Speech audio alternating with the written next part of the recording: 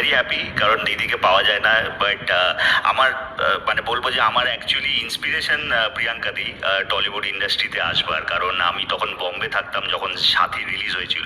তো সাথীর পর তারপরে সঙ্গীর পর, সঙ্গীতেও আমি পুরো শুটিংয়ে ছিলাম। ওখান থেকে আমি ইন্সপিরেশন পেলাম ইন্ডাস্ট্রিতে আসবার। এবং আমাকেও অনেকে বলতে লাগলো যে তখন একটা নতুন ঢেউ চলছিল। তো আমায়ও বললো যে তোরও যখন ট্যালেন্ট আছে, লুক আছে, তুই চেষ্টা কর। তো শুধু একটাই আফসোস যে আমি ইন্ডাস্ট্রিতে যখন এসেছি তখন প্রিয়াঙ্কা দি অলরেডি বিয়ে করে ব্যাঙ্গালোর চলে গেছে। তো রীতিমতো আমাকে নিজে স্ট্রাগল করে নিজের মতো করে আর কি ইন্ডাস্ট্রিতে আমার পা রাখা। এবং ফার্স্ট ছবি আমার প্রেম 2007-এ।